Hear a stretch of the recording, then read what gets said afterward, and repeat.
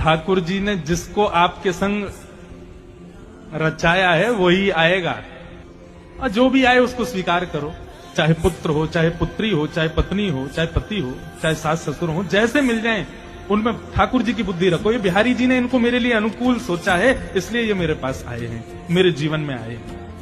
विश्वास मानिए, बिहारी जी का प्रसाद मान करके पति को, पत्नी को, सास ससुर को, बच्चों को स्वीकार करोगे ना, तो प्रसाद सदैव हितकारी होता है, कभी अनहित नहीं करता। अब आप उसमें नैन नक्श देखोगे, इसकी नाक मोटी है, ये चलता ऐसे है, ये इतना खाती है, ये ऐसी है, तो फिर वो आपको दुख तो देगा ही।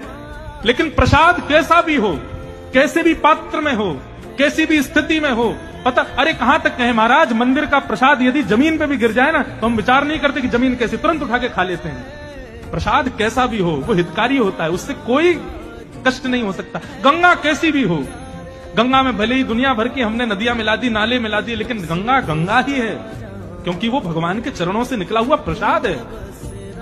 इसी प्रकार संसार के संबंधों को भी प्रसाद मान करके स्वीकार करोगे तो आपका कभी अनित नहीं होगा।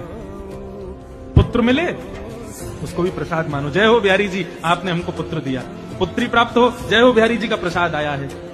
किसी लड़की का ब्याह हो, जैसा भी पति हो, बिहारी जी का प्रसाद है, स्वीकार करो। जैसी भी पत्नी हो, बिहारी जी का प्रसाद, जैसे भी सास ससुर हो, बिहारी जी के प्रसाद, बिहारी जी का प्रसाद मान लो, आपका कोई अनित नहीं होगा।